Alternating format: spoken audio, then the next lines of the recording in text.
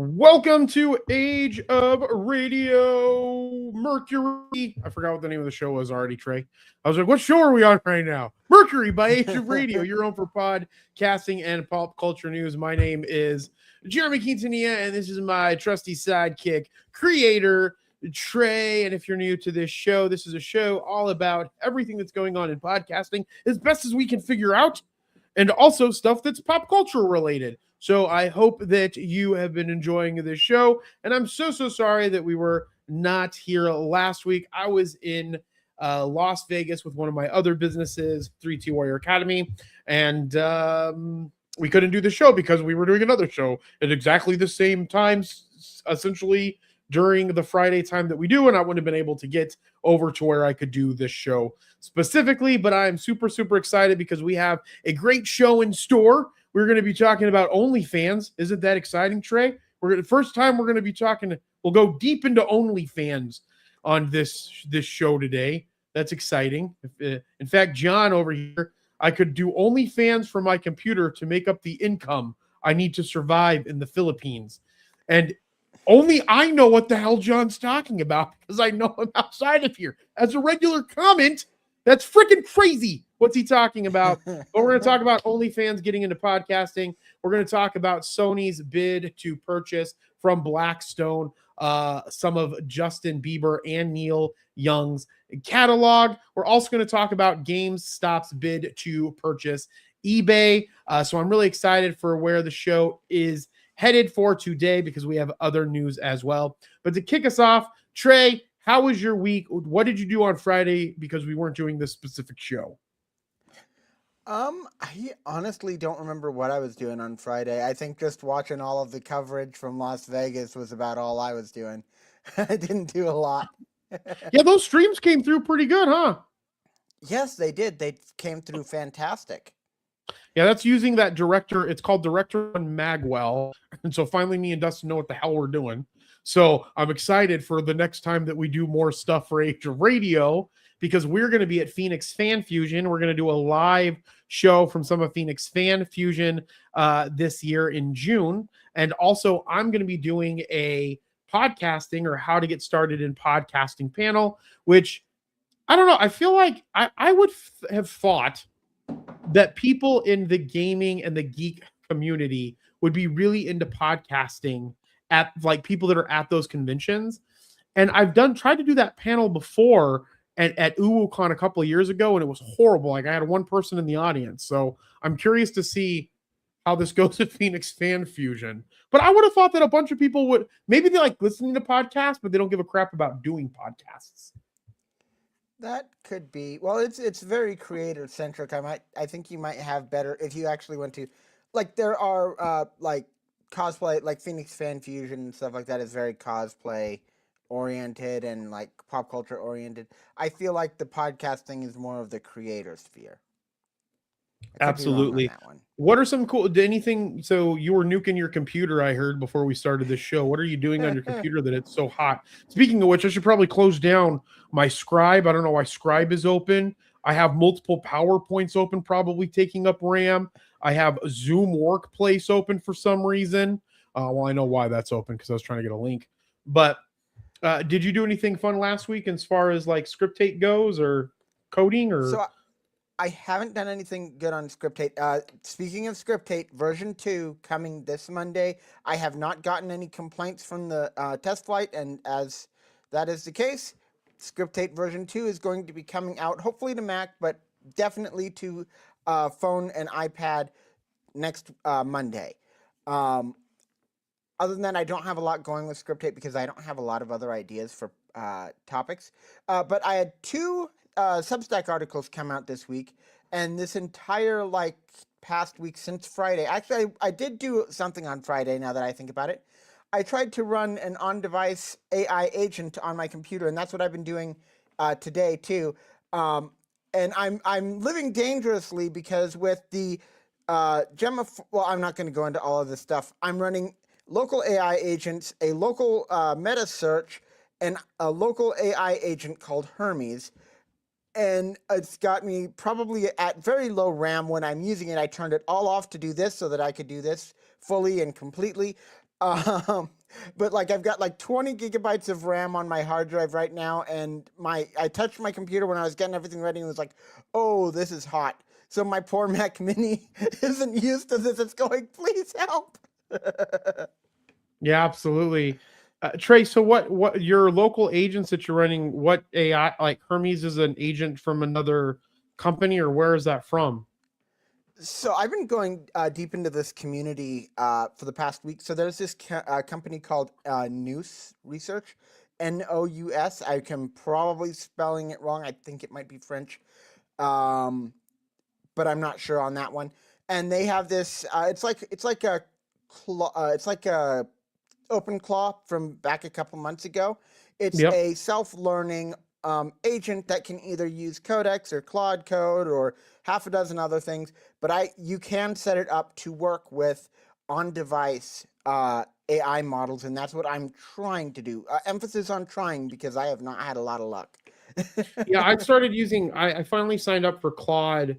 The paid subscription was on my to-do list, and my executive assistant, she sends me out a list of all the stuff that's on my planner, and like for months now it says sign up for Claude, dude, for the paid subscription. And so I finally saw, I was like, okay, that'll take like a few moments. So I went and did that, and Coworks looks freaking awesome. I was like trying to connect it to Google. I was trying to connect it to Outlook. Outlook you can only do read. I connected it to my Instacart so I could have it do my grocery shopping for me, which was what I want to use artificial intelligence for. Like that's the stuff that excites me about artificial intelligence. When it comes to like writing, like I know that you use AI for writing, and it definitely helps, especially with being seeing impaired. But for me, I don't care about it doing generative, AI art. I don't care about it writing stuff for me. I want it to actually do mundane shit for me and make it my slave in that capacity, to be like, go and do this for me on the internet. Go and make this PowerPoint for me. Go and find me this research. Organize it in this capacity. Then turn it into a Word document. Send it over to my, Google. Share it with these people. That's where I get excited about AI. And I feel that so many people are stuck in the the things, stuck not realizing how more productive it can make them with AI. I would agree with you. Yeah, and Trey, it's NOUS research is what I have here. Open source Yes, AI. that's it. Did you hear any updates on Elon Musk's lawsuit against OpenAI or Sam Altman? I saw a little blurb that Sam Altman wasn't doing so well in court or something, but I don't know what's going on with it. Have you been following that? Very little bit. Those two one apparently Sam Altman has he's a natural liar. Apparently, he's not telling everybody everything that they need to know, and so they're saying that he has this pattern of lying.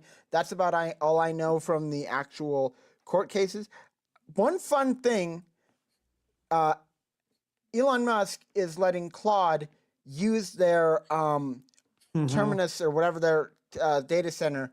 Terminus One, I think, is Claude. what they're using. Yeah, I thought that was pretty funny that you're like very anti their AI until you want to make a buck because of the compute power that's needed. Or, I mean, also too, he could be doing that to like stick it to Sam Altman also. That's my read.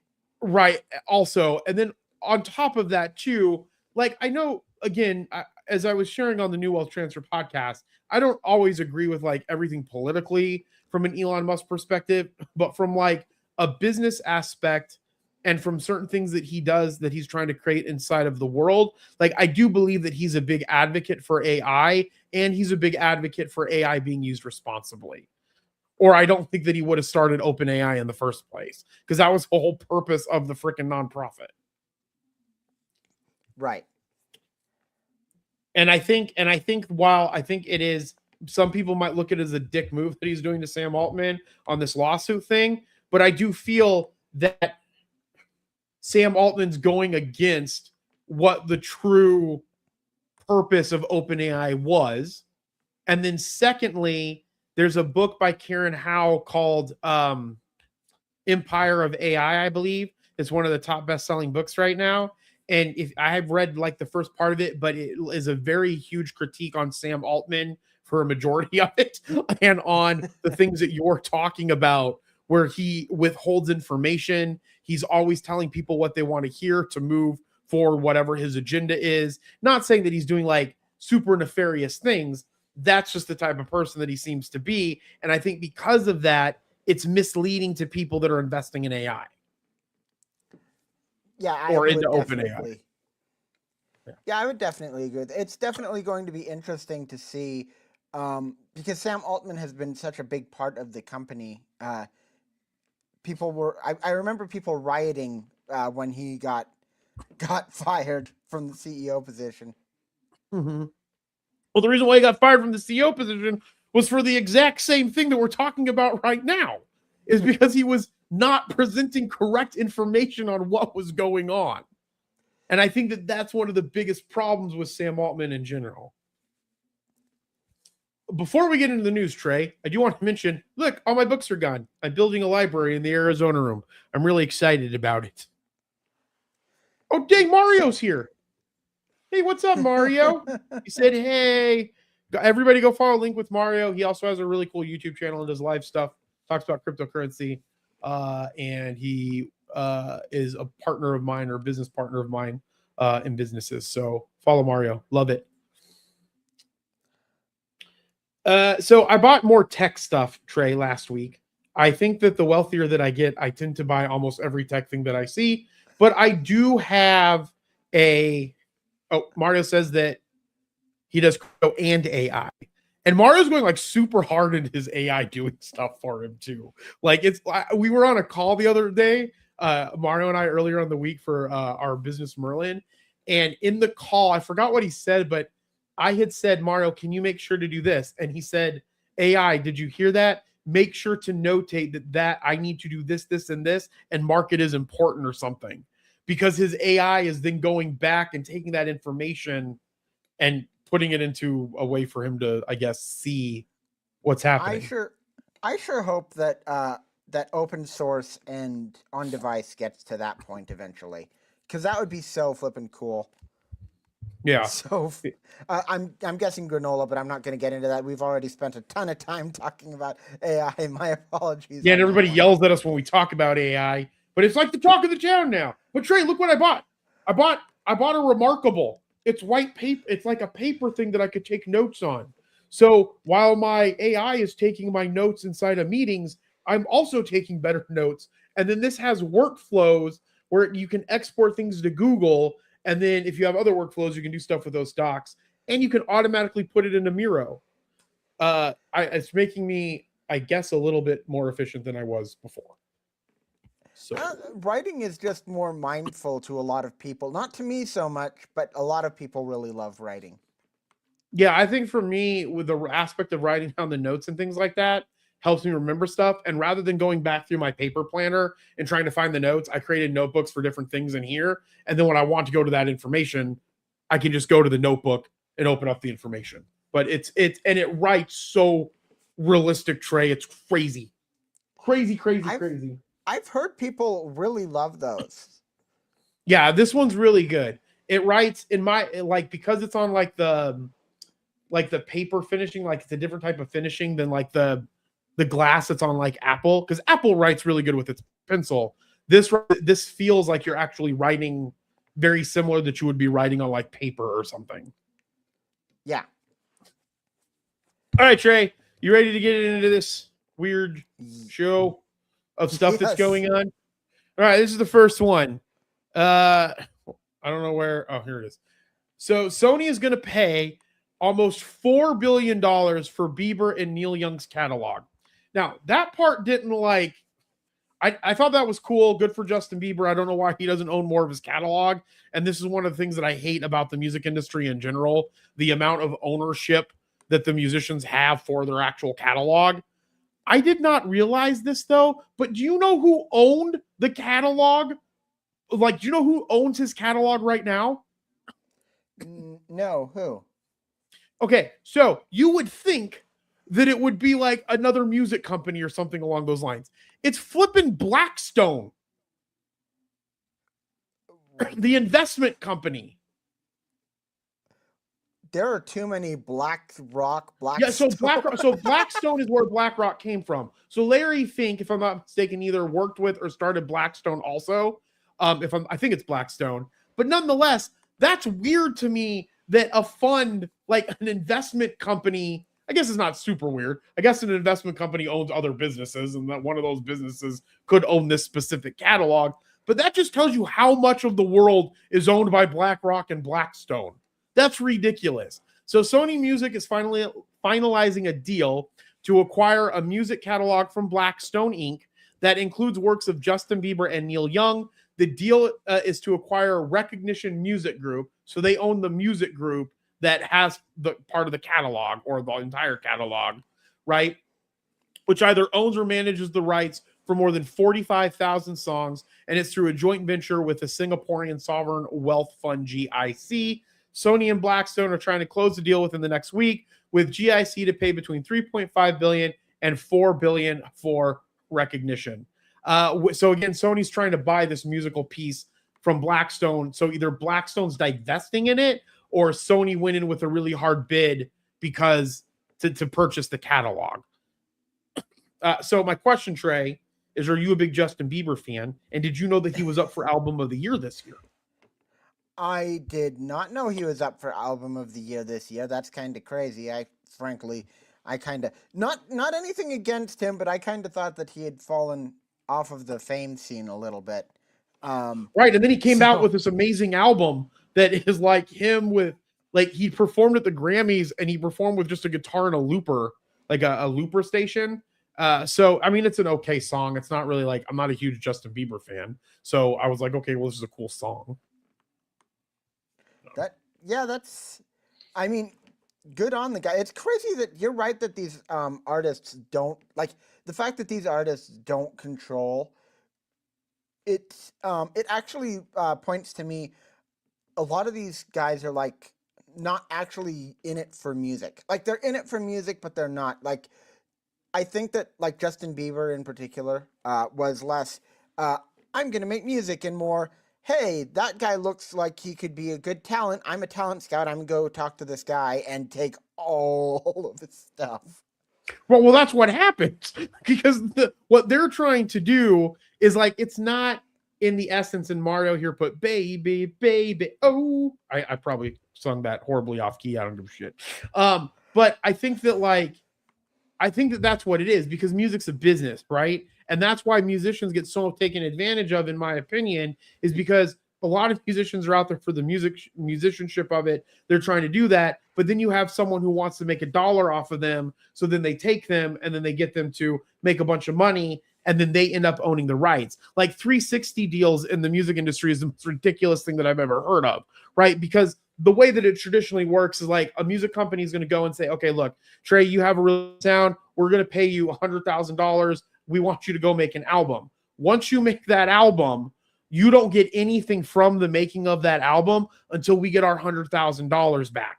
And not only to get our $100,000 back, we're going to have you sign a 360 deal, which means that if you go out on tour, we get that part of that money. If you go out and you sell any like merchandise, we get a part of that money, and we take pieces of all of this until we make our $100,000 back. Like I'm fine with the music companies getting their money back, right? Like in some context, but again, you should still have a majority of the piece of that go to the musician, and you just get residuals off of it to get your money back. And then once you get your money back, then you get a smaller residual amount, and then the artist owns the majority of their catalog, right? That's the thing that I think that so many musicians get into such a terrible position because of this, and it's ridiculous. I completely agree with you. I'm actually really glad. Oh, sorry. Not a musician? No, I was going to say I'm really glad. I was going to say I'm really glad that we've gotten this so democratized that we can have people like Connor Price and stuff like that who are like their own album type deal. I'm glad that that's more common now. Right. And that's what's so cool about SoundCloud. What I find, and I could be wrong on this because there could be other type of SoundCloud companies out there. That's why I think SoundCloud has the right kind of idea, but there doesn't seem to be anybody else who's trying to follow suit with giving that power back into people being upload their music to an app and people being able to hear it, right? And I'm also confused why it's like music groups haven't gone hardcore, and then maybe they haven't, I don't know, hardcore towards like SoundCloud to get like to own it, to then find younger talent and then I don't know, take advantage of them from there. But Mario said that Gala Music was trying to solve this by giving more to the artist. If you guys don't know, Gala Music is a cryptocurrency project that does gaming and music and movies, and you can own a portion of their. You can buy a gnat flew into my mouth. Trey, a gnat flew into my mouth. I don't know what's happening. I think I swallowed him. Oh my god, that poor guy. Poor me. Both of us, poor us's. We put a bunch of plants in the house, and there's like 9,000 gnats in the house. We got a gnat problem up in here, but looks really nice outside in the other room. Really excited. All right, moving from music to games. Trey, did you see that GameStop made a bid for eBay this week? I saw that come across on my notifications, and I was like, what the hell is happening? Why is GameStop trying to purchase eBay? And do they even have... I thought it was $43 billion. This article says it was for $56 billion. Do they even have $56 billion to be able to go and try to do a bid for eBay? Mind you, I think eBay owns PayPal, if I'm not mistaken. Does it? I think that eBay is the owner of PayPal currently. Oh, let me look it up real quick. Maybe it is. I think based on this article, they do not have the money. Right. And that's where we're going to go. Hold on. Oh, no, they bought it in 2002, but they separated in 2015. So it wasn't crazy. At some point, eBay did have PayPal. Okay, because I think that's when Elon Musk and them made a majority of their second initial wealth, because then like that's where the PayPal mafia concept came from, that had Elon Musk, and I can't remember anybody else's name that was a part of that. Peter Thiel was maybe a part of that. And then from there, that's when Musk probably went and started SpaceX and so forth, and then conned his way into owning Tesla, which we're not going to get into that. But according to this, GameStop Ryan Cohen announced that he was selling a bunch of stuff on eBay to try to fund the Funko Pop store's proposed $56 billion bid for the online reseller site. The stunt follows criticisms that the executive doesn't have enough cash to actually make the acquisition, but it appears that at least some of the items being auctioned could be remnants looted from the legendary Game Informer vault, where the long-running publication housed decades of video game history before GameStop shut down the publication in 2024. And I'm not sure about this, but I thought Game Informer was still around. I keep getting ads on my Instagram to like invest in ads on Game Informer. So did they revitalize that? Or maybe they didn't shut their ads down? Or I think the people behind it decided to start it up again as something that is separate from why can I not think of the name? GameStop. From GameStop. And so again, this is from Frank Cifaldi. I'm 100% positive these listings are from the legendary Game Informer vault being strip mined for memes, in case you need an excuse to throw up today. Now, that being said, I don't think that GameStop's purchasing of eBay is a bad idea. From my understanding, GameStop has really been focusing on the merchandise that's inside of the store, like the Funko Pops, trading card games, that type of merchandise, like figurines. So I don't think that that's too far off, because if GameStop buys eBay, then they could become one big online retailer auction site, right? And I think that could be maybe something that could be more beneficial for GameStop. It would also combine GameStop's electronic used market with eBay's electronic used market, which is a lot stronger. Which I think it's a very good idea. Although I do a little bit resent the fact that GameStop is just inching further and further away from being a video game store. Well, GameStop, I don't think the long-term strategy of GameStop is to be a video game store anymore. I think they're focused more on just being a retailer of merchandise that is somewhat related to gaming. Or to geek culture or nerd culture. I'm pretty sure that the CEO mentioned that at some point, so I think you're right. Yeah.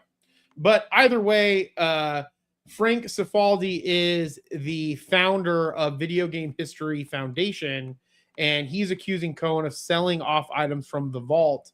And again, it could have just been a stunt to kind of get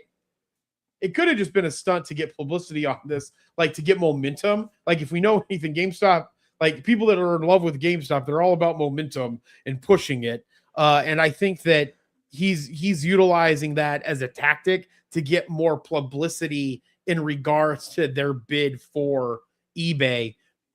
But I don't think eBay would sell. Do you?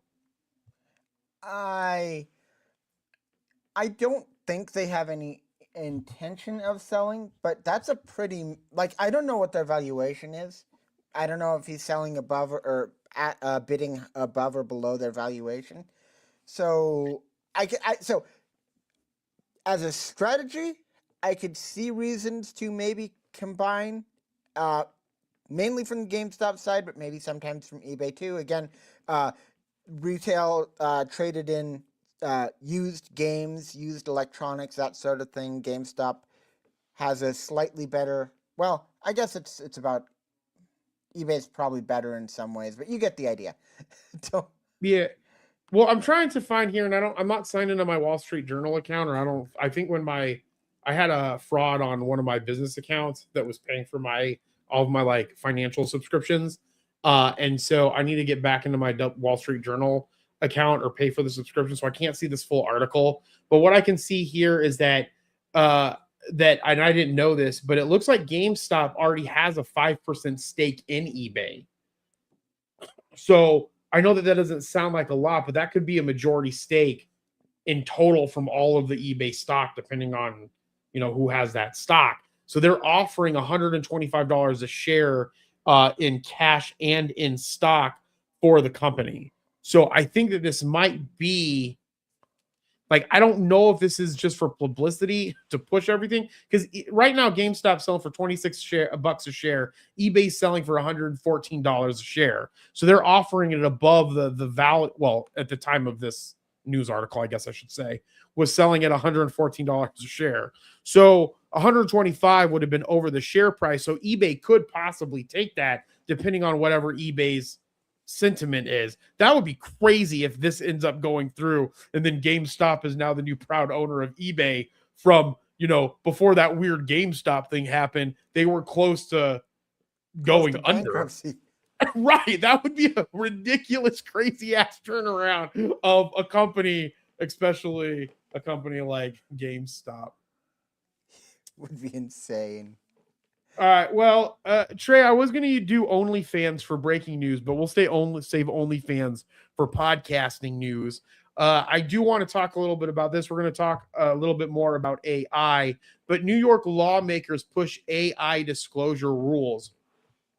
With the use of artificial intelligence expanding in the creation of content, a New York lawmaker is proposing new standards that would make it clear when AI is used in any published news content. The bill would require news organizations operating specifically in New York to disclose to journalists and media professionals how and when AI is used in the workplace, and that all news stories, articles, audio, visuals, or images created by AI must be first reviewed by a human employee with editorial control before publication. What are your thoughts on this? When I first read that article, I thought that it was trying to make something huge, and I was going to go, this is going to be way too hard for them to, the good old rule versus management thing. But this is actually really good.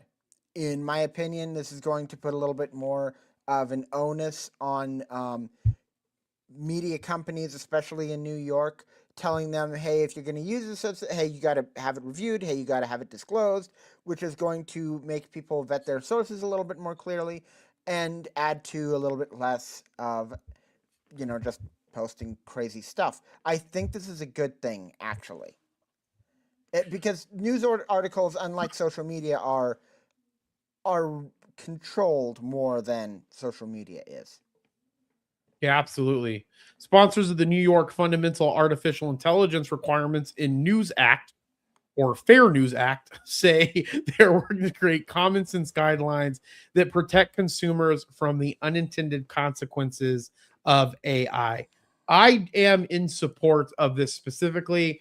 The thing that I think is where this is one of those things where I do think as this grows, this needs to be a federal mandated law rather than a state by state case law.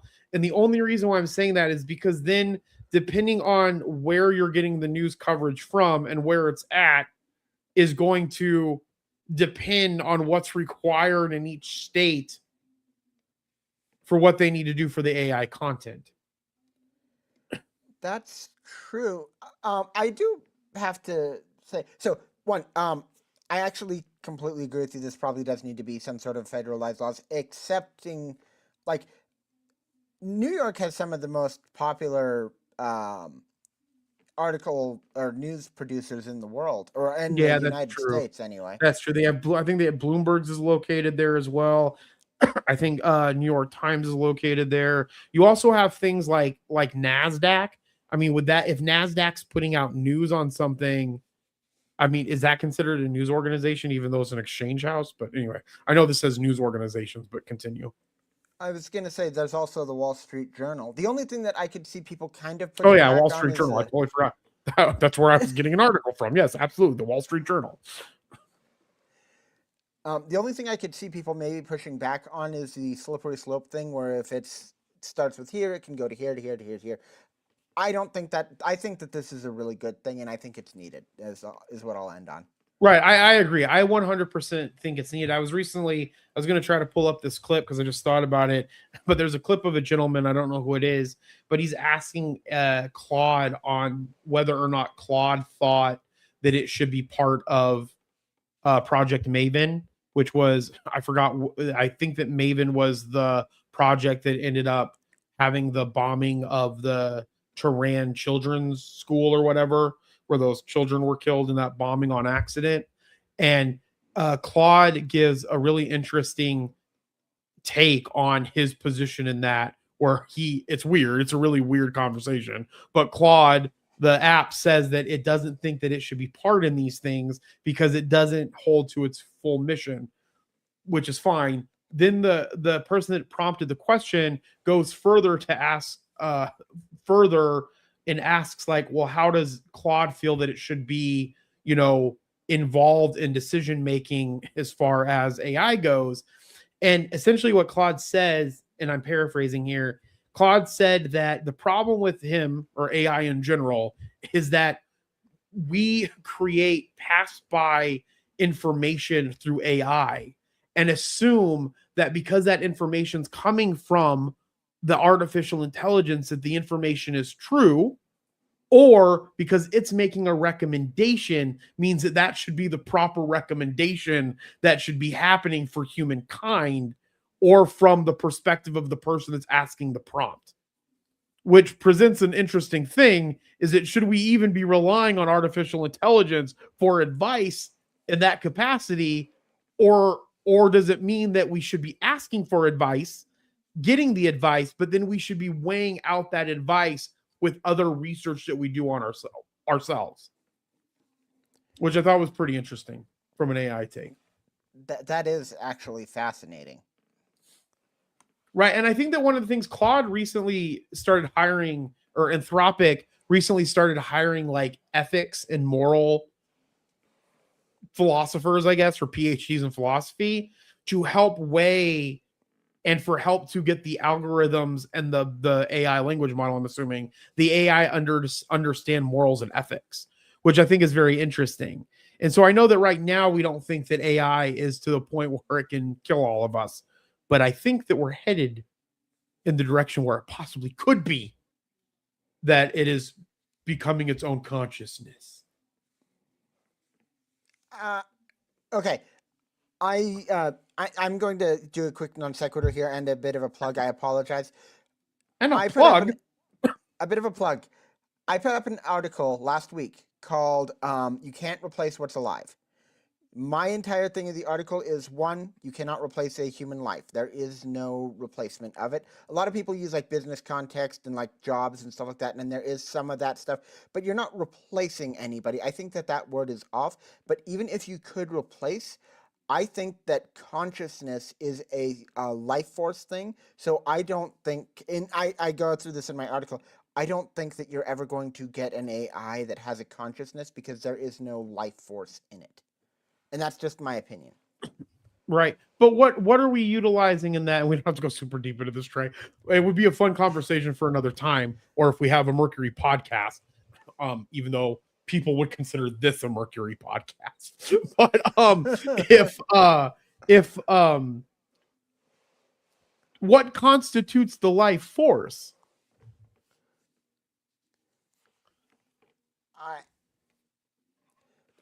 I think, and this is going into belief and stuff like that, I think it's souls.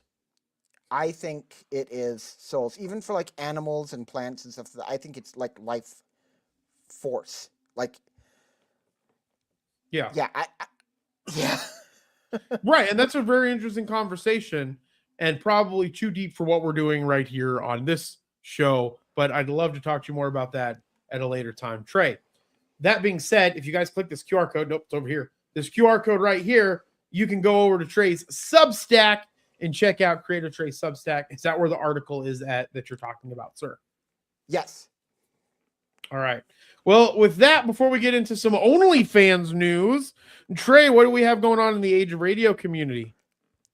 Awesome. So I need to get back on track with trivia questions. I have not been doing a trivia question for a while. I'll make a promise here. I will have a trivia question up Monday.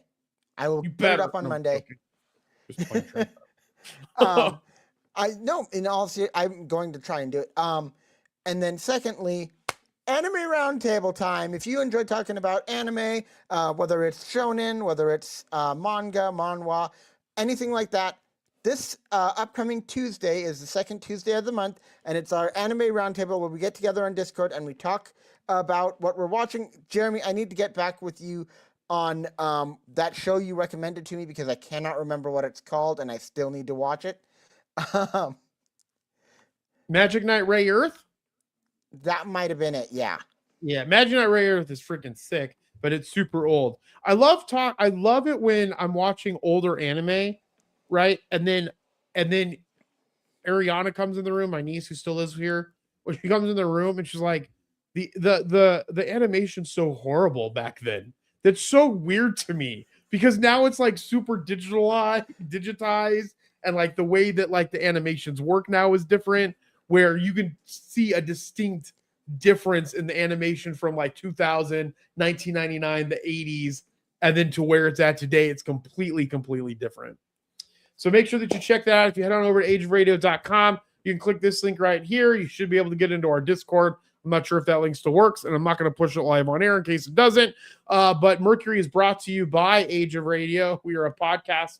We are a media company that has the Age of Radio podcast network, where we help independent podcasters distribute, monetize, and grow their shows. And we have some new shows that are on the network right now. We are about to launch the Balanced Wellness.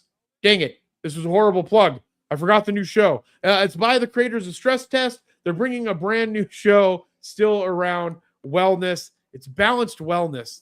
Wellness Alert. Everybody should, I don't know, join the network and then yell at me for not remembering any of the shows. But we have some other great shows on here as well. The Come Up Method podcast is brand new.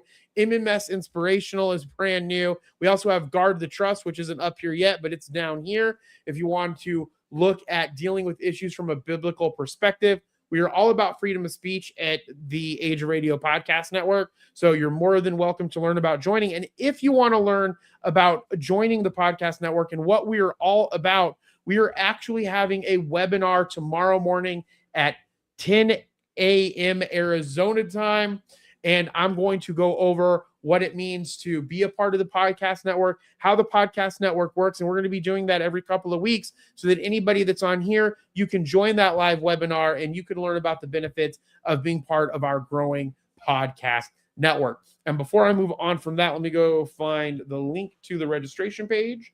It's probably going to be a really big link, and it is. If you want to click on this here, you can go and register. It will be tomorrow morning, and would love to have you come in, ask questions for you to understand and know about the podcast network. Because again, we take care of all the distribution, we take care of the fees for the distribution, we work to grow the show, and then we of course help to work to monetize it, and we do that all for free. We just use a revenue splitting model from the revenue that we create. So we're one of the fastest growing podcast networks, and our downloads are going up and up every single month. And I'm excited to see where we are at. And there's also the New Wealth Transfer podcast, which is actually on the Age of Radio podcast network. You can get that show anywhere now. We're catching up on all the episodes, and then new episodes will be out on Spotify and everywhere you get your podcast after we go live on the 3T Warrior Academy YouTube channel. So make sure that you come and hang out in that webinar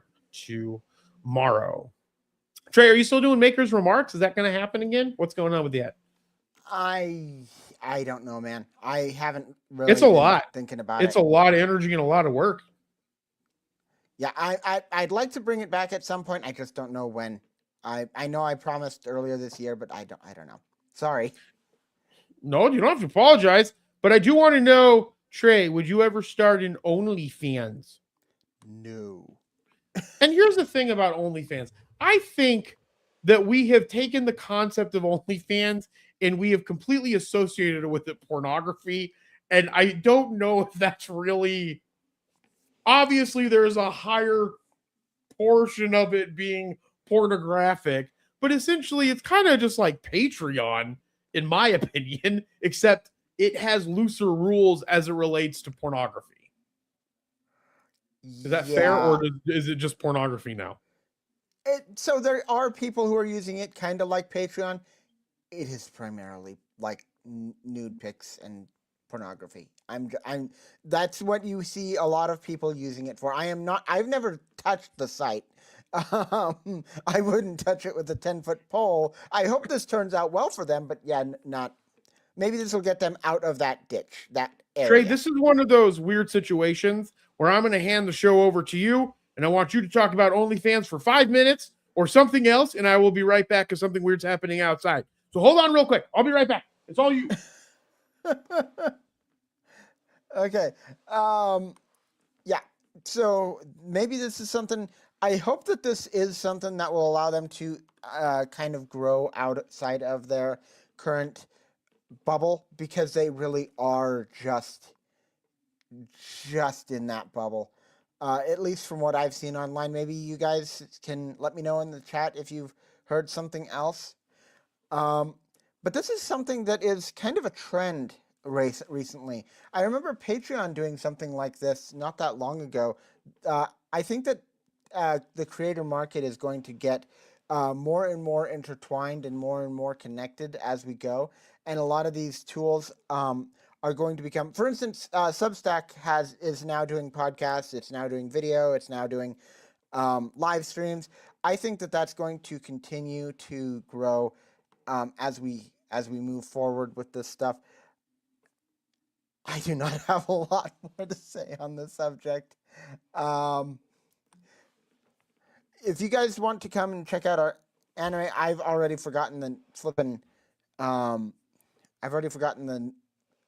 anime that Jeremy recommended to me. I think it's Magic Knight something or other. Trey, you did a great job. I have no idea what a bunch of meat just got delivered to my house. I don't even know if anybody bought meat for that house. So I'm glad that I checked the door, or all that stuff would have completely went to shit. Bad. Yeah, this show is crazy weird because people watch it and some weird stuff happens on this show. All right, so Trey, did you talk about how you're starting an OnlyFans? What happened while I was gone? I was talking about how I hope this does get them out of their rut I think that this is something that we have seen as a bit of a trend because I remember Patreon getting into this and Substack is getting into this and now this. So I think that this is something that's been kind of growing throughout these types of platforms. Yeah, absolutely. I do feel that as well. OnlyFans CEO Kelly Blair announced a new podcast content edition at the Online Marketing Rockstars Festival in Hamburg this week. OnlyFans has announced it would add new community pages, also focused on comedy and sports. And the new podcast focus pages are designed to give further exposure to hosts and creators, including the comedy, relationships, sex, motherhood, and career podcast, Tiger Mom with Geo Ying Summers, the Dating, Sex, and Relationships podcast, Boyfriend Material with Harry Jousey, and the Mid Mind Shift podcast, Billion Dollar Baby, hosted by serial entrepreneur Tara Electra. And Trey, I just recently saw in Discord earlier this week that our good friends, the Cruises, they had a live show, and you jumped into that live show. And I have to give you props, sir, because I know that that's not content that you would ever be participating in. So, what were your thoughts on their content? So I'm not even gonna lie. I hope that they do well. I didn't stay for I literally came in. They were talking about something anime or That you pop don't want to culture say related. online what they were talking about. No, it's not that. I literally wasn't there to actually get through. I was like, I hopped in there. They were talking about something, and I went, "Oh, this is interesting." And then I hopped out again. Yeah, JR and Jasmine. No, JR and Jasmine. Yeah, Jasmine Cruz. Yeah. I So they're adult stars, adult 18 and plus stars, and they have a podcast on our 18 plus side of Age of Radio because again, I'm very for free speech and people being able to have conversations. That's the thing that I love about America for the most part, and also one of the things that I love about podcasting is everybody can have a voice as long as they're not inciting people to do stupid shit and kill people. So as long as those things don't happen, I'm on board with any type of pod content. So I think that that's really cool. This is also really cool. Captivate launches Apple Podcast Video. So if you guys have been listening to the show for a while, we've been talking about this move. Apple, you've always, for a while now, you've been able to add videos onto Apple Podcasts. Okay. But the problem is you had to do it separately. Oh, I didn't need to change the. Hold on. Let me just go here real quick. sorry, And yeah. so it's. No, that's okay. I didn't change it. I was just talking about it. So essentially it was that Apple, you could go in and launch the video from Apple, right? From their side, and it would do the video on your podcast. But now they're starting to make it where now video is more an actual podcast because now on certain platforms, Apple has partnerships with them like Captivate now, where they can go on and you can actually upload the MP4 on Captivate and it will push it through to your feed on Apple Podcasts. Megaphone has been doing the same thing for Spotify. So, like, for example, we're going to be pushing this out on Spotify here soon after I finish getting all the new wealth transfer podcast updated and set up. We'll be having our Mercury feed where you can also listen to our X Spaces. Those X Spaces will not be going onto the YouTube. You can go to the full audio feed or follow on Spotify. And we're working on how we can get it onto Apple Podcasts because you can't distribute to Apple Podcasts from, say, Megaphone or from Spotify for podcasters. And so podcast hosting company Captivate has unveiled its Apple Podcast video support. Their pricing model is a flat $12 a month add-on for up to 1,000 video plays.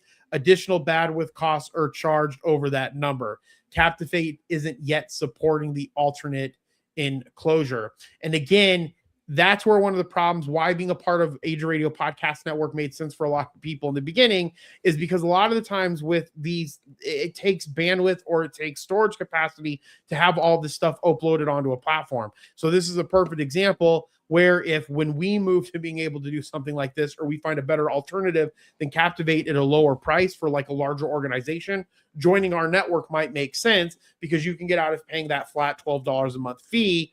And it's up to only 1,000 video plays, which I thought was a little weird. Because if you really go hardcore and you have over 1,000 video plays, I wonder what the pricing model goes to. Yeah, that's gonna be pricey. Let's see here. Apple Podcasts now let your audience switch between video and audio without skipping a beat. Spotify does the same thing. 3 quick and easy steps. Publish video with Apple Video Podcasts in minutes. Grab the add-on.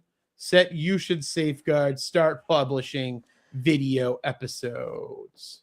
I do think that more and more podcasts, though, that are just audio focused, unless they're like, unless to that thing where we were talking about it was just a radio show that you just record and put out there.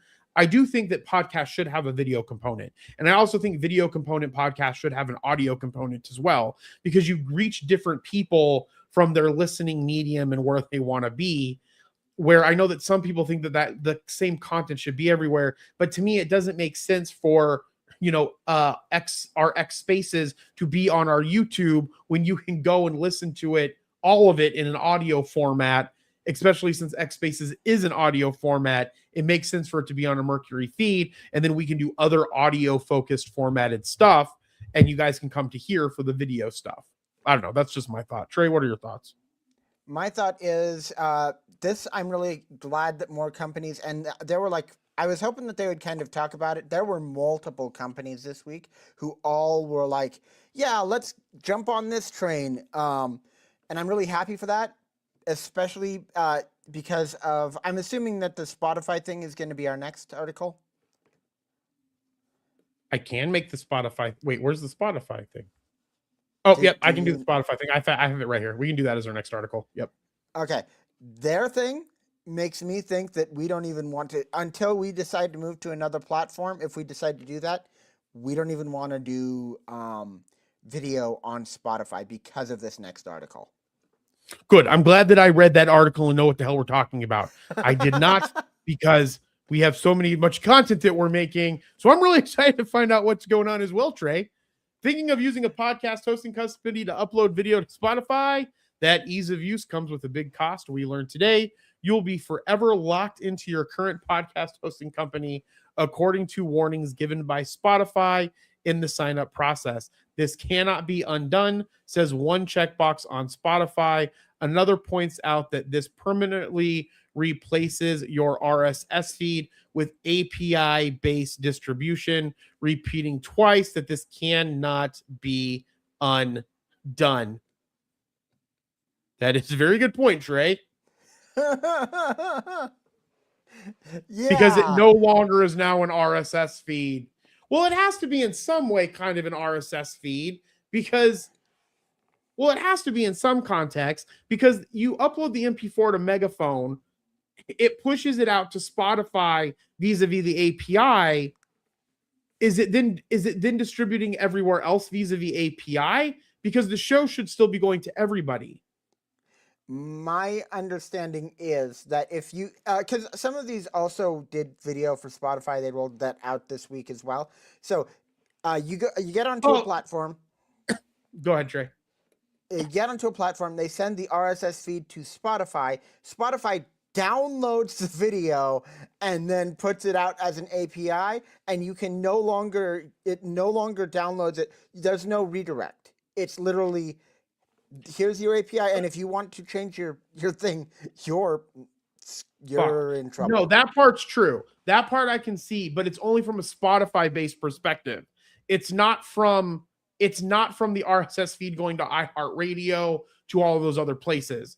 So if you distribute the video from your podcast to Spotify with their new system, which I do on Age of Jeremy, your podcast on Spotify is now severed from your RSS feed and has to be managed exclusively from the hosting platform, right? So you run into the same problem if you're on another platform and you want your video to be on Spotify, because again, we haven't really created an RSS feed distribution for video. And I feel like technology needs to move in that direction for us to be able to RSS feed push video out on multiple different platforms. So the way that I understand this, Trey, is that it's severed specifically from Spotify, but you can still redirect vis-a-vis iHeartRadio, Deezer, JioSaavn, Amazon, and so forth. You just lose the redirect from Spotify. Correct, but that also means that if you have a different thing, then you have to set up a brand new API. You don't get to continue your podcast from that thing. Also, quick point, what Apple's doing is video over RSS. That HLS is essentially like it's using HTML type stuff, but it is RSS still. Right, but no, it is RSS feed. But what has to happen is what I'm trying to get at, though, is that there isn't a mechanism. It's from the feed to the platform. It's not the RSS feed to every platform. Does that make sense? Kind of like what I'm saying, because the difference is that if video podcast was a full RSS feed the way audio podcasts are, is me and you should be able to take our video, upload it to any platform, and on all platforms it will be sent out through video. So I'm the way I understand it is if any other platform decides to adopt HLS, then it will also work on that platform. Correct. Believe this That part's true. That part is true. Yes, I agree with you. It's just that the other places need to be able to have that thing happen, right? So that you can then go to like iHeart needs to set that up so that they can take video. Amazon has to set that up so they can take video. Once all of that happens, then you should be able to go to, say, Captivate, or to maybe not Spotify, because Spotify is going to make it Spotify centric as of right now, on, say, Art19 or on one of those other ones, push that up, and then all of it should start taking the video. So yes, you're correct, Trey. Right. Or I agree with you. I don't know if either of us are correct, but I agree with what you're saying is what I'm doing. I get you. Absolutely. Mario put up a comment. I cannot read it. I don't know if it's relevant or not. It says, Jeremy, once I decide what I'm doing with my content, I want to make it a podcast on Age of Radio for sure. And who wouldn't, because it's free, except for in this weird Spotify instance, where if you submit the Spotify video, you sever that feed on Spotify, and you'll always have to use Spotify for creators in some capacity. My guess is Spotify. Right now, I feel that Spotify is trying to do with podcasting what it did with Joe Rogan and try to specifically make it for their platform. I think that they will find out that that's stupid, and like they did with the Joe Rogan situation. And now they will eventually change some of this so that it can go out and be distributed. Like you would be able to redirect that feed in some capacity. Or you could take that feed inside of, say, Megaphone, recreate it as an RSS feed, and then send that out. Right. Because Spotify, look, I think Spotify was a very big innovator in that space. But I finally got a Spotify account, a paid one, and I'm still not impressed with Spotify. And I think there's so many things that they could be doing way better. That's just my opinion. One more hot take again. Spotify, you're not a platform. You're never going to be a platform. Dang, Trey's calling him out. Just kidding. Go, Trey. I'm just kidding. Go ahead, Trey. You are a music and podcast distribution service, and that's literally, you're never going to get to the social medias or YouTubes or anything like that. And that's just my opinion. And I agree with that opinion, as Spotify is our arch nemesis, even though we pay them tons and tons of money every single month and make them tons and tons of money every single month off of our podcasts. That is 100% sure. All right. Pulitzer Board honors Pablo Torre, finds out with 2026 Audio Reporting Prize. Pulitzer Prize Board has awarded the staff of Pablo Torre Finds Out the 2026 prize for audio journalism for its investigation in how the Los Angeles Clippers seemingly evaded the NBA salary cap by funneling money to a star player. The judges calls the series of episodes a pioneering and entertaining form of live podcast journalism. Definitely going to check this out. I had not even heard of this. This sounds amazing. The show beat out two other finalists in the 2026 Pulitzer competition, including the New York Times limited run podcast, The Protocol, which is really good. I've heard some of that investigated youth gender medicine, exploring its origins and uses, helping to illuminate one of the most controversial issues under debate. And the Wall Street Journal's Camp Swamp Road, which uses archival audio to investigate a 2023 fatal shooting and the flawed implementation of stand your ground laws. Pablo Torre Finds Out, which is produced by Meadow Lark Media and licensed by The Athletic, discovered Clippers owner Steve Ballmer paid Kawhi Leonard millions more than was allowed by using a side company to give its star player $28 million in endorsement payments. It led the NBA to open an investigation into the team, which remains ongoing. The Clippers, Ballmer, and Leonard have denied the allegations. And this is one, in my opinion, one of the great things about podcasting is investigative journalism. And what's great about it too, even if you as an individual are out there and you're like, I want to go and do some research on that, you don't have to go and like do your own interviews and stuff. You can go through archived footage. You could have a story. You could talk about your thoughts on it. You could, I don't know. There's just so much stuff you can do with podcasting. And anybody nowadays can, if they have a phone and they have ability to record, they can distribute the content that they want to make and do the research that they want to make. But I think this sounds really cool. Trey, are you a fan of the Los Angeles Clippers? There's only one right answer to this question. Until I read or heard this article, my response is the Who. Yeah, I know. Good answer. That's right, Trey. The Who is the right answer. Not the band The Who, but who are the Los Angeles Clippers? Trey, do you have a Steam Deck? Or do you have Steam on your computer? Do you play Steam games? No, I don't. Because I don't use a PC. And no, I do not have a Steam Deck because those things are expensive. But, also, I don't like computer gaming for the most part. Why? Just because is it difficult to see? Is it the mouse? The way I mean, you can use a controller on some stuff, but why? When I play a game, I want to play a game. I don't want to fiddle with drivers. That's why. Dang, Mario just got a Steam Deck Plus. I didn't know you got a Steam Deck. That's ridiculous. Mario, when did you, what? You play on, what? I'm so confused about this. I did not know that he even had a Steam Deck. Oh my gosh, you learn something new every single day. Mario, I'm going to Trey, I'm going to send you a Steam Deck. I'm going to get a Steam Deck. We haven't even played with our Switch 2s together yet. We should probably focus on that before I go. But what was that, 2 years ago, I feel like? Or two Christmases ago? It has definitely been a while. We should, one of these times we should, you still have a capture card, right? Oh, Mario got a Stream Deck. He got his Stream Deck. That's the Elgato thing, which doesn't work on StreamYard very well, by the way. Elgato.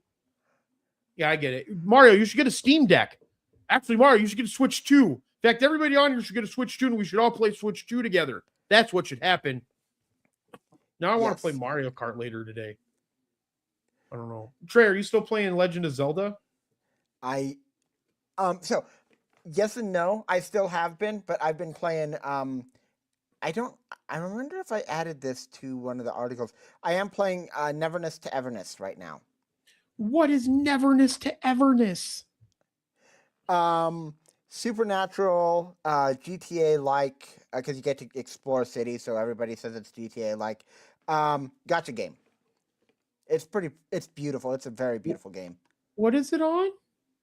It's on everything. I think it's on PlayStation and Xbox, and I think it's on. I play it on iPad. So, all right, we got to show Mario what a Steam Deck is. So, Mario, do you know what Steam is? Like how would you explain what Steam is, Trey? Like a video game platform? The best platform to buy games. Straight up.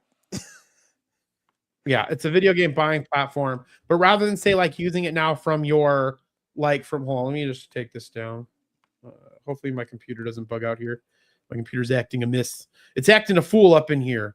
Oh yeah, okay. So Mario, you know what Steam is? Okay, cool. Mario said he knows what Steam is. So this is a Steam Deck. It's essentially like a portable deck that Steam made for you to play the games that are on Steam, right? Which is awesome. But they're like $800. Although I spent like $800 on my cool Remarkable writing pad. We're not sponsored by Remarkable, but if you guys go to Remarkable, you can find out that I bought this a week and a half ago, and yesterday they released a brand new fucking model. That's the reason why I hate technology so much. Spent $800 on this thing, and then they created a freaking remarkable move or something that just came out. But these are fantastic. I'm really excited. But I didn't show the thing. Hold on. I really want to get a Steam Deck, but you know how much I play video games, like 1 minute a year. All right, so your games everywhere, powerful portable PC gaming designed for comfort and a controller-like user experience. Look at this one, $649 for 1 terabyte. And they're all out of stock, so we can't even buy any if we wanted to, Trey. We're going to have to. But can't we access Steam on our Switches? No. We can't? No. Can't you access Steam? I thought you could get Steam. Can't you get Steam? Can't you access Steam on your Xbox? If you have one of the Xboxes that run Windows, you can. If you don't have one of the Xbox, if you have like an Xbox One, you cannot. I see. What's this? Then they have the Steam machine. Well, anyways, what were we talking about? I got completely off track. We're talking about Steam and the freaking auction people. What are those people called? Scalpers? Scalpers. What is Scalpers' problem? All right, hold on. Let me find this article.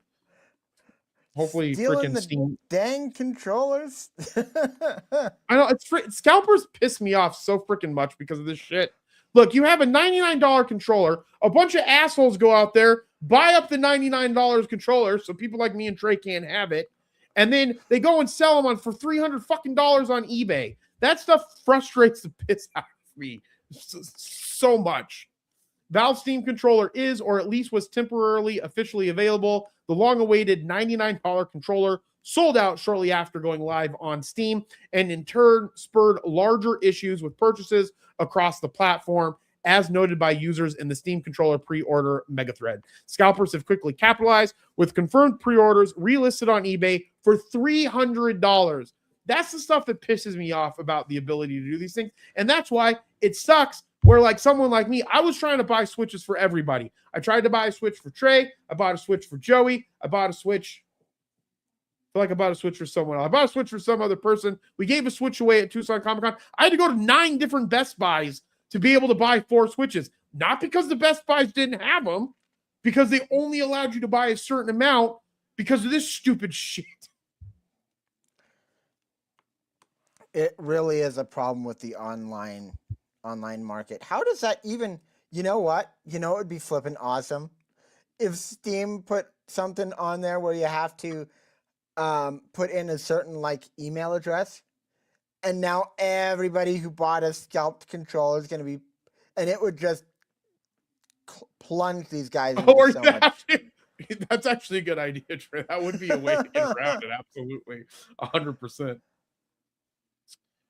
One of my favorite parts about Super Mario Galaxies, was that the name of the last movie that came out? Yep. Super Mario Galaxies was they introduced the Mario universe, I guess, the MCU, the Mario Cinematic Universe. Do you think that will become a thing? People will start saying MCU and now people will be confused if you're talking about Marvel or if you're talking about Mario? No, I think that it's going to be the MCU and the NCU, and people are going to go, are you talking about the Marvel one or the Nintendo one? Oh, that could be. They could make it the Nintendo universe. But in that, they showed Star Fox, and I'm really excited because I think that they shouldn't have done Star Fox. And if you go listen to our X Spaces, which will be available on our Mercury podcast thread here once we get it up and running, that'll be the first thing that shows up, and then you'll start getting this show as well. I think they should have made it a different Star Fox character to not make it so much on the nose. I think that they should have used the O'Hare guy or the rabbit guy or maybe even the frog, and the frog got lost in space. But I think that what they were doing was they were setting it up for the Star Fox movie of him being in that area is what I think that they were doing. I think you're. But nonetheless, right. During a surprise Nintendo Direct, legendary designer Shigeru Miyamoto and Yoshiaki Koizumi announced a Switch 2 remake of Star Fox 64. The news comes hot on the heels of Fox McCloud's appearance in the Super Mario Galaxies movie. All right, guys, let's go to Hello, everyone. I'm Shigeru Miyamoto. Last month, we released the Super Mario Galaxy movie, which was enjoyed by many people around the world. To everyone who saw it in theaters, thank you very much. The movie features a certain character who isn't part of the Super Mario series. Why is a princess trying to go to the most dangerous place in the galaxy? Who are you? Don't ask me personal questions. Oh, I'm so sorry. I didn't. Fox McCloud! Leader of the legendary Star Fox team! I only care about three things: keeping the Lilat system safe, fighting with my buds, and doing extremely dangerous barrel rolls! Let's go! Then one day, I blew a giant hole in the fabric of space and time, and I got sucked into a different universe. That's what I get for making a frog my engineer. Now I roam your galaxy, trying to find a way home. Doing good, and the price is right. Oh, I also have cool space boots. Now that's the backstory of the guy who's going to take us to the space junk galaxy. That's right. The main character from the Star Fox series, Fox McCloud, makes an appearance. Now, Fox and his wingmen return in their own Nintendo Switch 2 game. This game is called Star Fox. And now, I'll pass it over to Koizumi-san. Koizumi-san. Hello, everyone. I'm Yoshiaki Koizumi. From here on, I will be your host for this presentation. Star Fox is based on the Nintendo 64 game Star Fox 64, but the visuals have been completely updated. All of the characters in the game have also been redesigned. All right, let's take a look.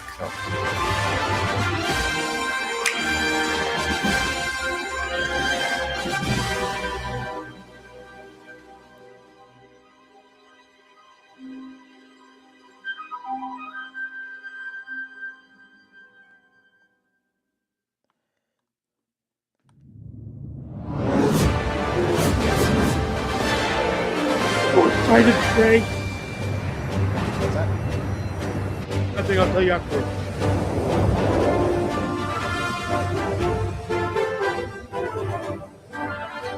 Atmospheric entry complete. Extend the wings.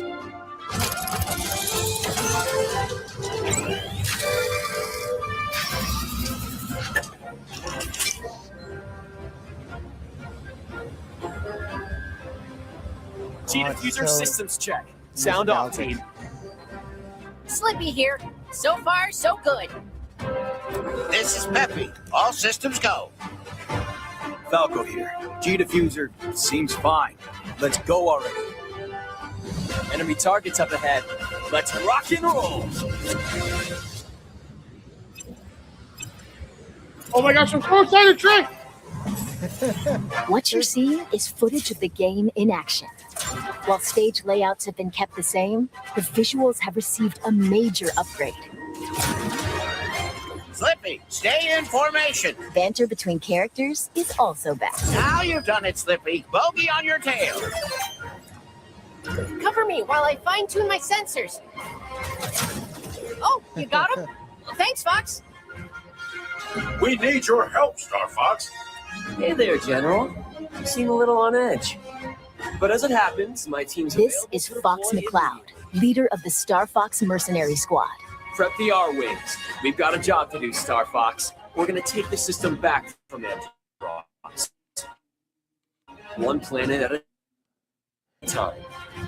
Falco Lombardi is their ace pilot and Fox's rival. Fox would expect us to launch an assault there.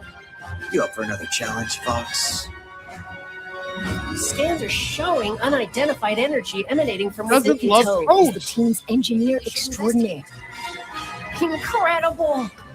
Do you realize how rare it is to experience a stable warp channel? Did you see the distortions? That base is the gateway to the wider system, Fox. And Peppy Hare is their strategic mastermind and veteran pilot. It's into enemy space.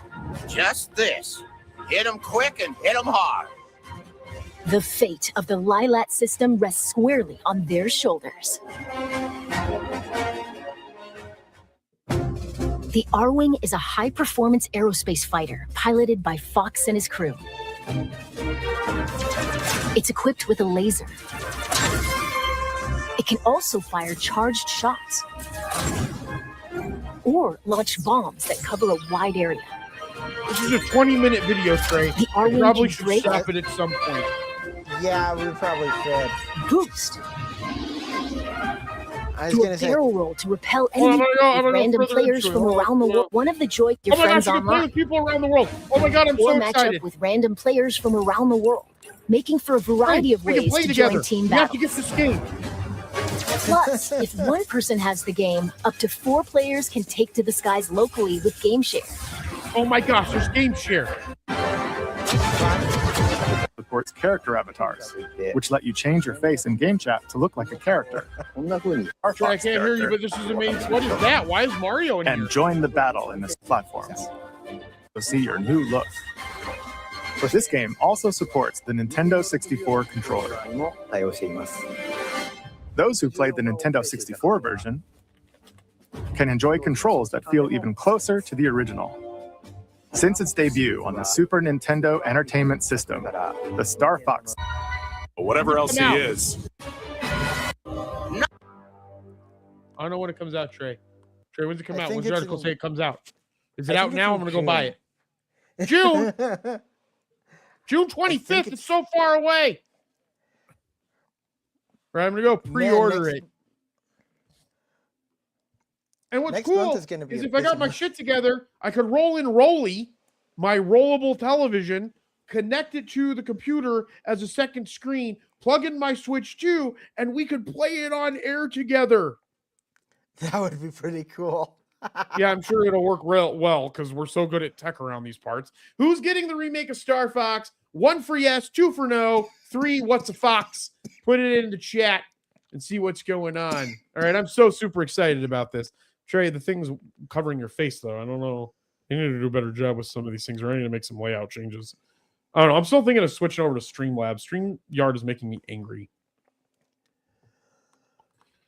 Trey, did you play Star Fox 64? I have not. Oh my gosh. I have not played Star Fox. The only thing that I've played that's similar is the stuff from like the Gummy Ship in Kingdom Hearts. Yeah. Kingdom Hearts is dope. All right. You know what's also dope? Pop-Tarts. Oh, this is such a silly article. Oh my gosh. Trey, I can't find it. Oh, no, Oh, I found no. it. No, I found it. All right. Scalpers, those sons of bitches. Excuse my language again. Scalpers are the frippin' worst. Scalpers target Pokemon Pop-Tarts, selling them for 8 times their worth. I didn't even know there were freaking Pokemon Pop-Tarts because people don't let me eat Pop-Tarts because I'm a 45-year-old man and it pisses me off. Not pisses me off of eating Pop-Tarts. I love Pop-Tarts, and I think more people should eat Pop-Tarts. But Target stores are running a Pokemon merch promotion for the next few months, encompassing clothing, toys, makeup, lifestyle items, and more. And fans have predictably gone just a little overboard in their enthusiasm. In addition to lining them up outside stores and buying up lip balm like it's going extinct, some people are managing to make a little money by scalping one weird product in particular, Pokemon Pop-Tarts. Pokemon Pop-Tarts come in Pikachu emblazoned boxes of 12 delicious pastries. I added the delicious because I love Pop-Tarts. 6 wrap packages, 2 each. They are frosted vanilla cupcake. These sound flipping amazing. Flavored and cost $2.89 per box. These snacks are proving quite popular. They just went on sale this last weekend, and a quick scan of stores in the area of this author reveals a maximum of 2 boxes may be available in a 40-mile radius of their house. At least some of their popularity appears to be due to a perception that this is the return of the retro snack from 25 years ago, which was the Pokemon Pop-Tarts of 2001. Pop-Tarts were Pokeberry, wild cherry flavored, not frosted vanilla cupcake. I would love some frosted vanilla cupcakes. But it looks like, where are the scalpers in all of this? For $3, you get a Pokemon-themed snack. That means $21. Some people are not paying. Some people are paying $10 to $20, $14 or $20 a box. They're doing this on eBay, so people are buying these and selling them on eBay already. That's I wonder if the GameStop guy is involved with this. Maybe he is buying the Pop-Tarts, and that's how he's going to raise the money for his bid for eBay by selling these Pop-Tarts. So GameStop CEO, if you're watching this, which I don't know why you'd be watching the show, but if you're watching this, go get those Pop-Tarts, and maybe you can make that money that I don't think that you have the cash to do so. That's $56 billion. That's ridiculous. Wasn't X purchased for $40 billion? Yes, I think it was $43 billion was X. Yeah, and Elon didn't even have, he got the cash for, I don't know. Ridiculous. Trey, what is your favorite Pop-Tart, and do people let you eat Pop-Tarts? I don't buy Pop-Tarts very often. Damn it, Trey. I love the cinnamon, oh, what was it called? Oh, the brown cinnamon ones, or the brown sugar. Oh, those ones are great too. I really like the blueberry ones. In fact, anybody in the chat, remember, 1 for yes for getting Star Fox, 2 for no for Star Fox, and 3 for what's a fox. And now let me know if you like Pop-Tarts. What is your favorite Pop-Tart? Put it in the chat. I think my favorite's probably still blueberry. I'm gonna put blueberry just so we have some chat going on in here. I don't know. So strawberry is actually my favorite fruit one. Fruit specifically, the frosted strawberry. I got you. Trey, do you think the new CEO of Xbox is going to do a good job, or do you think that she's going to do a horrible job? I think it's too early to tell. I think that she is definitely appearing to do a good job, and I think that what she's saying is definitely resonating with gamers, but it's really, I'm not saying it's like a co-op, as some people are saying, but I genuinely don't know. I feel like some people are not remembering what happened last year, and that's just my opinion. Copilot, Microsoft's AI-powered assistant, has been a controversial feature for some, but it looks like it won't be introduced to Xbox consoles anymore. Microsoft gaming CEO Asha Sharma confirmed this pivot on X, citing a need to move faster, deepen our connection with the community, and address friction for both players and developers. In her post, Sharma states Copilot is also being dropped from mobile while announcing a leadership shakeup. We promoted leaders who helped build Xbox while also bringing in new voices to help push us forward. This balance is important as we get the business back on track. As part of this shift, you'll see us begin to retire features that don't align with where we're headed. We will begin winding down Copilot on mobile and will stop development of Copilot on console. This response to this announcement has been positive, especially since some players worried that Sharma, who previously served as the president of Microsoft's core AI product, would push for more AI integration into Xbox products. This move at least aligns with her previous statement addressing concerns about AI on Xbox, where she promised that games are and always will be art crafted by humans and created with the most innovative technology provided by us. Shara took over as Xbox CEO following the departure of former Xbox heads Phil Spencer and Sarah Bond in February, and has pledged a commitment to the return of Xbox and to understanding the Xbox ecosystem. So, Trey, do you think there's that Game Informer magazine thing I was talking about? Game Informer magazine. So someone restarted it apparently. Anyways, back to Xbox. Trey, Copilot. Yay or nay that we should have AI in video gaming consoles? Nay. And I actually think that this is a good thing. I definitely think she's making good moves. I'm not saying anything against her. I wanted to put that out there. This is a good thing. AI is way too not ready for video games yet. At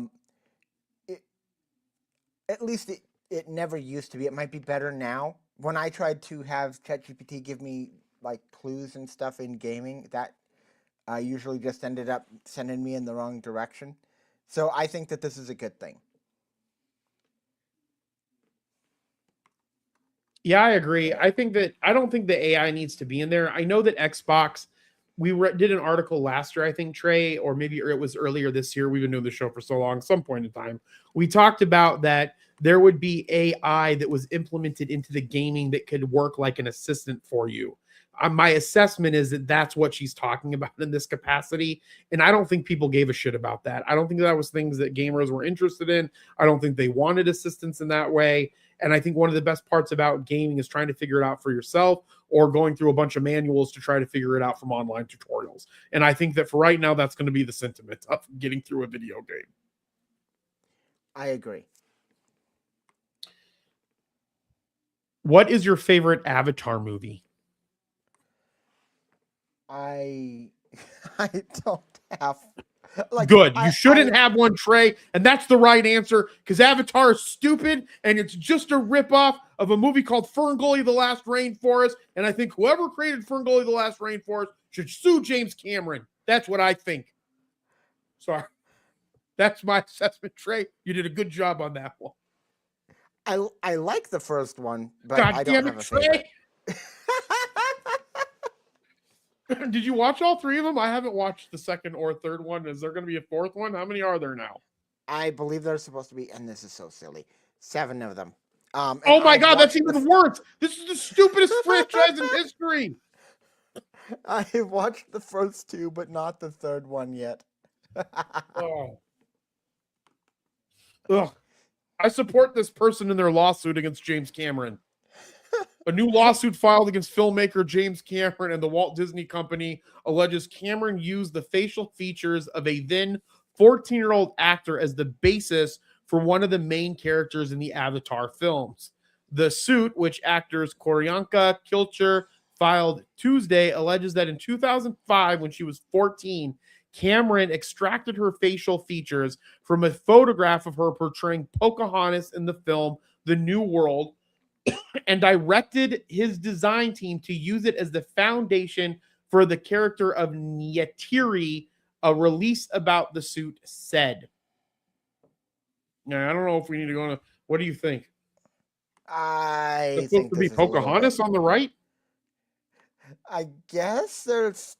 I think this is pretty far-fetched, personally, but I agree. Maybe. I don't think so, and I hate Avatar, but I hate to side with James Cameron on this specific topic, but I don't think that there's a case to be made for this, unless she can hands down prove that there was a conversation where James Cameron said, "Here's a photo of this person. Go and make me a character for Avatar based off of this human being." Yeah, I don't see it. I didn't see it either. Kilcher is a native Peruvian actor and activist. I support those things, Peruvians and activists. Kilcher likeness was captured in production sketches, sculpted into maquettes, and laser scanned into high-resolution digital models. I don't know. It looks like he took a picture of his cat and then took out the whiskers, is what I think happened when he made this. Look at this. Yeah, this was the original. It looks like he was literally hanging out with his cat and was like, "Oh, I'm going to draw a picture of my cat." And then was like, "I wonder what my cat would look like if it was a human." And then it drew this picture. That's literally what this looks like to me. Trey, are you able to see this image very well? I am. Oh, yeah, that's exactly what it looks like. You can even see the nose, man. Yeah, look, this is literally him hanging out with his fucking cat. I'm sure he has a cat somewhere around his house. They're hanging out one afternoon, and he's watching Ferngully. This is the way that I see it.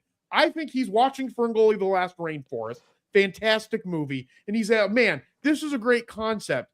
I should make this exact same movie, but have it be with a human that becomes the creature rather than a human that shrinks in size and helps the forest creatures. And he's like, man, what could be my main creature? And he's looking around. He's like, oh, my cat. I'm going to see what that looks like. So he draws a picture of the cat, takes off the whiskers, and says, man, I have $1 billion idea here. That's exactly what happened. That's what I think happened. Do you think I don't know. That's what I really think happened. What, Trey? Do you think he was a little bit roasted? I'm just so if you watch Ferngully the Last Rainforest, I've made this argument for years. 4 years. It's the exact same movie as Avatar. The only difference is that a man who gets shrunk or whatever, I can't remember exactly what happens, is that a military person becomes in the Avatar. There's even excuse my language, there's even a freaking tree that they all worship in the middle of the forest. And then at the end, all of the creatures of the forest fight off the invading construction company, which is exactly like the company that's trying to get the stuff inside of Avatar. It's the same flipping movie. And I will die on this hill. In fact, I will, one day, when I have time, we'll do a live. We'll watch them both. We'll watch Ferngully. We'll watch Avatar. It's the same exact movie. Yeah, but I think that's what happened. I don't think that she'll win this lawsuit. I don't buy it. I don't think so. Cat. No. 100% a cat. All right, Trey. Well, it's 5:00, sir. We had a good show. Thank you all the people that are on here live. Make sure that you like and subscribe. Also, be on the lookout wherever you get your podcast for the Mercury podcast feed. There will be other new cool content on there, and we're working on other fun on-demand content as well. And again, if you want to learn about joining the Age of Radio Podcast Network, make sure that you join in on the webinar tomorrow morning at 10 o'clock. I'll be live going through how you can benefit from being on the Age of Radio Podcast Network and what it means to be on the Age of Radio Podcast Network. So like and share this with someone. Trey, I'll kick it over to you for last final thoughts, ideas, closings, calls to actions, rants about James Cameron, whatever you want to do, buddy. It's all you. Love doing these. This is genuinely one of the best parts of my week. Really, so much fun. Whether it's the GameStop CEOs scalping Steam controllers and Pop-Tarts or all of the other stuff that we talk about. Join the Discord.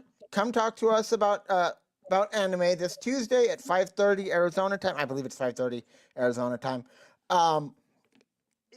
Event in the Discord. If you want to follow me, I'm on everywhere as Creator Trey, or you can go to my Substack and check out my recent articles. I am doing paid stuff specifically now. So if you guys find articles that you can't read, it comes out the following week. So that's just kind of a bonus for people who pay for the subscription.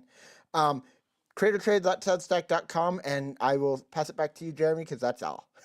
Absolutely. Thank you so much, Trey. I love doing these with you as well. My favorite day of the week is Friday, not because it's Friday, because I also work on Saturdays, but because the day I get to do the new Wealth Transfer podcast, and then now I get to do Mercury, and I'm trying to make it where I can just make content all day on Fridays, but we'll see how that goes because I have a lot of executive meetings and such as well. But this was a great show. You can follow me everywhere at Age of Jeremy. Join my broadcast channel, Dope Insights and Updates. I post about the things that I invested in there and all the other things that are going on. I also have a Substack now. It's called the Orange Robed Adventures, but I think you can find it under Age of Jeremy.